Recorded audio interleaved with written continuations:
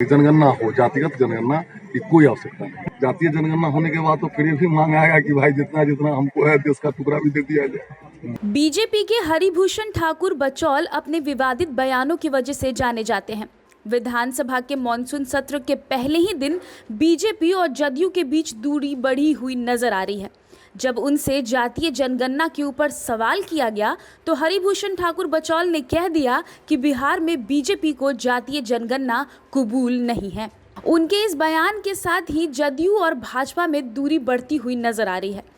जी हां, जनता दल यूनाइटेड एक तरफ जहां जातीय जनगणना के अपने स्टैंड पर कायम है, तो वहीं दूसरी तरफ बीजेपी के नेता लगातार ये कह रहे हैं कि किसी भी हाल में जातीय जनगणना नहीं होने देंगे। कल नेता प्रतिपक्ष तेजस्वी यादव ने पटना पहुंचते ही नीतीश कुमार के ऊपर तंज कसा था और उनको सलाह दी थी कि वो बिहार में राज्य सरकार के खर्च पर जातीय जनगणना कराएं। तेजस्वी के इस सलाह पर जदयू की तरफ से तो कोई प्रतिक्रिया नहीं आई, लेकिन बीजेपी को इससे ऐतराज है। बीजेपी के विधायक हरिभूषण ठाकुर बचौल ने कहा कि किसी भी कीमत पर बिहार में जातीय जनगणना नहीं होने दी जाएगी। बीजेपी के विधायक ने कहा कि जातीय जनगणना अब तक देश में नहीं हुई है और अगर शुरू से कोई व्यवस्था बनी हुई है तो उसे ऐसे ही कायम रखा जाएगा।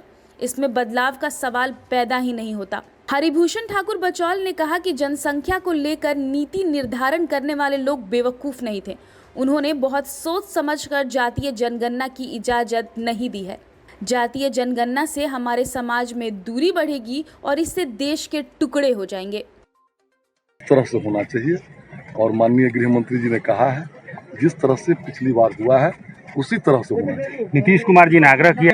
नीतीश जी हम लोग के नेता हैं और उनकी अलग पार्टी है, उनका अलग स्टैंड है, लेकिन हम लोगों का स्टैंड है कि जिस तरह से पहले हुआ है प्रत्येक 10 वर्षों पर होता है ना, जिस तरह से हुआ है वैसे ही जातिगत जनगणना माने जनगणना हो, जातिगत जनगणना की कोई आवश्यकता नहीं। गठबंधन अलग होती है, स्वाभाविक है, दो पार्टी हैं, दो संविधान है, उनका अपना स्टैंड है, हमारा अपना स्टैंड है, लेकिन बिहार के 12 करोड़ जनता के लिए हम लोग एक होकर के बिहार की सेवा में दिन रात लगे। आपको क्यों लगता है कि जातीय जनगणना पहले क्यों नहीं? क्या हमारे जो राष्ट्र निर्माता पहले के हैं वो नहीं विद्वान, कम विद्वान थे हम लोगों से?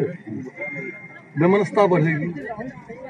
जातीय जनगणना होने के बाद तो फिर ये भी मांग आएगा कि भाई जितना जितना हमको है देश का टुकड़ा भी दे दिया जाए। बहुत बात है। इसलिए जिस तरह से हो रहा है और जो कमजोर हैं, पिछड़े हैं, उनका तो आर्थिक जनगणना हुआ है 11 में, उससे पहले धार्मिक जनगणना हुआ है 2001 में। इसलिए जातीय जनगणना की का कोई औचित्य नहीं। इससे समाज में व्यवस्था बढ़ेगी। इसलिए हमारे राष्ट्रीय नेतृत्व ने कहा है कि जिस तरह से हो रहा है उसी तरह से